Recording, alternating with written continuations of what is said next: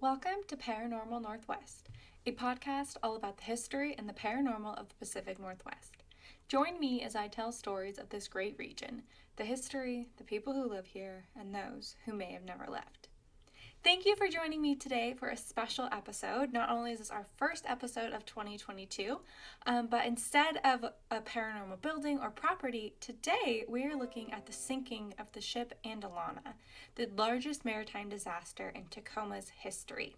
The mystery of the sinking of the ship and its adventures leading up to it are a fascinating aspect of Puget Sound history. So grab your sweater, your blanket, and a cup of tea, and let's get started.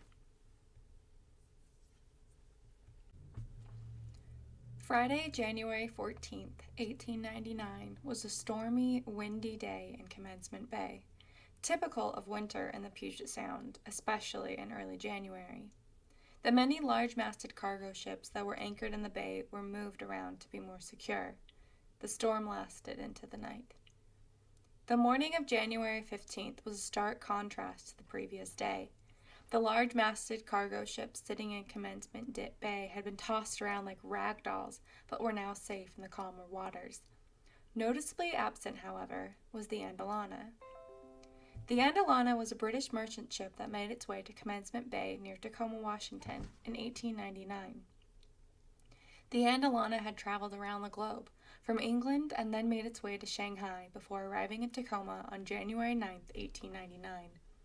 Upon arrival, the ship was emptied, cleaned, and the hatches left open. Although empty on the night of January 14th, the ship was waited to be loaded with wheat, bound for Europe. Built in England in 1889, the Andelana sailed around the globe in its short 10-year life.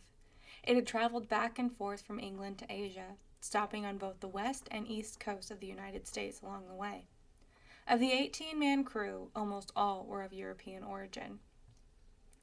The Andelana was classified as a bark, which upon Googling, I discovered is a ship with at least 3 masts that are square-shaped, which makes way more sense when all of my sources were calling the Andelana a bark instead of a ship.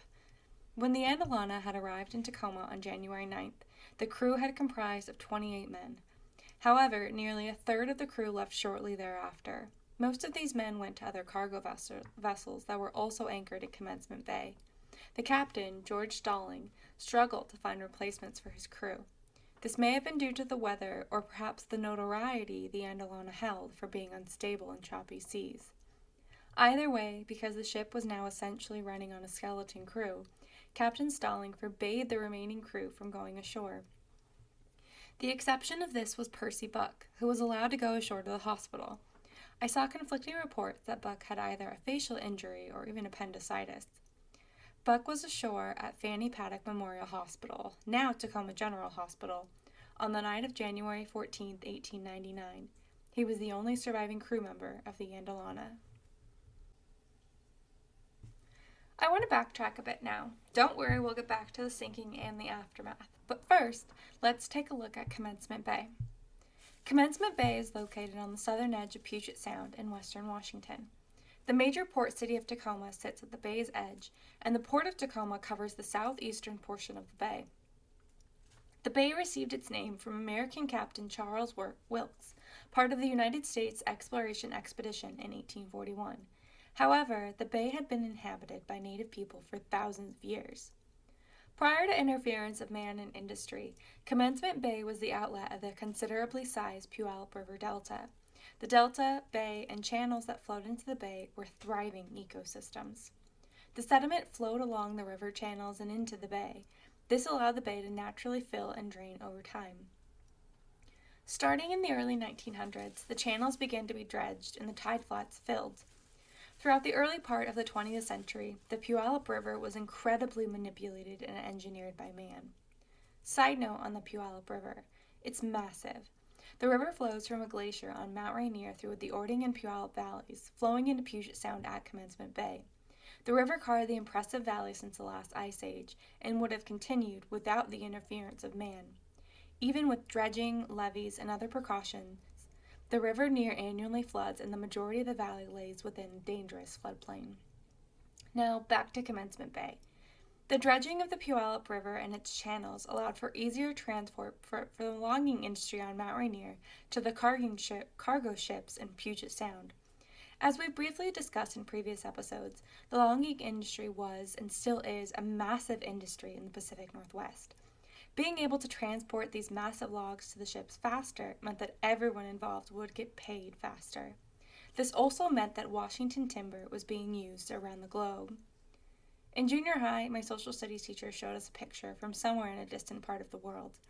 The image showed an isolated prairie with only a telegraph pole and wire visible. That telegraph pole, it came from the timber forests of the Pacific Northwest.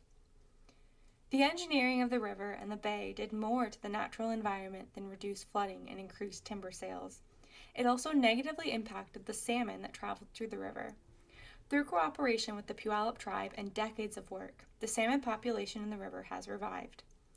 Along with the impact to the ecology in the rivers, the bay itself became a dumping ground for the byproducts of industry. Waste from paper mills and logging facilities that surrounded the bay went into the bay. Most notably, the paper mill not only sent toxic waste into the water, but it also caused the area to smell horribly. To this day, if you mention the aroma of Tacoma, it is referring to the paper mill. Tacoma doesn't really smell that bad today, though. Commencement Bay is still used as a major port today, and thanks due to its depth. The water can be as deep as 600 feet in places, allowing large cargo ships to traverse it still today. The views seen looking out at Commencement Bay may not be too different today than they were nearly 125 years ago. At daybreak on January 15, 1899, as the bay became calm after the night's storm, the Andelana was gone. Nearby ships assumed that the Andelana had left in the night, or even perhaps been tossed from its mooring and swept farther into the Sound. What really happened, however, is much worse. Immediately, nearby ships and the port surveyor began to search for the missing ship, but there was no sight of it. The search crews made their way across the bay to the northeast side, near present-day Browns Point, where they discovered logs that had been chained to the Andelana. They also discovered other remnants from the ship, such as a mattress and a lifeboat, both with the ship's name on them. The search crew then determined that the Andelana had sunk, but how? Do you recall that I mentioned the Andelana was empty, and that all of the hatches had been left open? Not only was the large four-masted ship empty and light, it was also essentially full of holes.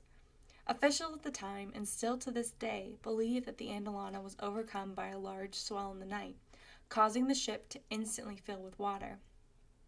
Of little comfort, this meant that the men aboard the ship most likely didn't even wake up before the ship sank into the bay. But where did the ship go? The searchers spent nearly 4 hours probing the area of the bay they believed the ship was in, eventually finding the remains of the Andelana nearly 200 feet below the water. The location was marked with a lighted buoy as a precaution to passing ships, but also a marker of where to continue searching. As the days continued, remains of the ship, such as an additional lifeboat and a foghorn, breached the surface of the water, but the crew of the Andelana were still within the ship at the bottom of the bay. Because the ship was presumed to be mostly undamaged, the insurance company, Lloyd's of London, had plans to pull it into shallow water and raise it again. I'm not sure what this process would have looked like in 1899, but I do know that a similar process was used in the ship graveyards of Scapa Flow, Scotland. After World War I, the remaining German Navy was sent to Scapa Flow, where the ships and their crews were held prisoner. In a coordinated effort by the German Navy, they purposely sank their ships in the bay. They did this by opening everything they could, allowing the water to flow in and sink the ships. In the following decade, Scottish and British salvagers raised the ships using large rubber balloons. Divers would go into the sunken ships and place the balloons. Air would then be pumped through tubes into the balloons, causing them to inflate and the ships to rise. The metal from the ships was then used throughout Great Britain, as well as sold around the world. Ironically, the reviving German government bought much of it, allowing them to build the German U-boats that would terrorize the British waters and the world during World War II. Back to the Andelana. I'm assuming the same technique was what was planned to be used to raise her. However, numerous attempts were made to not even raise the ship, but to just simply pull it into the shallower depth. But all attempts were fruitless. During one attempt, lines were attached to tugboats, who then attempted to pull the ship closer to shore. However, the lines broke, causing the tugboats to nearly ram into nearby docks. Divers also attempted to dive down to the ship. Even today, diving to a depth of 200 feet requires training and often special equipment. At 33 feet down, the pressure in the water is twice that at the surface. At 66 feet down, it is nearly three times the pressure. The pressure alone can kill a person, but most often we hear the term the bends, also known as decompression sickness, when discussing diving. In 1899, this was no different, but we didn't necessarily understand all of the causes of decompression sickness. Deep-sea divers were diving somewhat safely to a depth of approximately 150 feet at the time, but again, the Andelana was at 200 feet. William Baldwin was a master mariner and an acclaimed deep-sea diver from Seattle. He made 3 dives down to the Andelana safely. At that time, divers did not carry their own air in tanks, but instead were connected to a boat by a line that continuously brought them air. This line ensured that their diving suit remained inflated and maintained pressure. By maintaining a constant pressure, the diver should be fine. However, on this 4th dive, the line connecting Baldwin to the ship broke. He was unfortunately immediately crushed to death. After Baldwin's death, all further attempts to raise the Andelana were abandoned. 125 years after that fateful January night, the Andelana still lays where she sank, along with the bodies of the 17 crew who were aboard. However, the Andelana left one striking remnant. The night before the sinking, maritime photographer William Hester visited the ship and took a photograph of the crew. All of the men in the picture, as well as the 2 dogs, were dead by the time the photo was printed. For the rest of his career, Hester refused to photograph a crew in its entirety, always asking or even demanding that one crew member step out of frame. Thank you for joining me today, and I hope that you enjoyed this little bit different episode. Until next time, bye.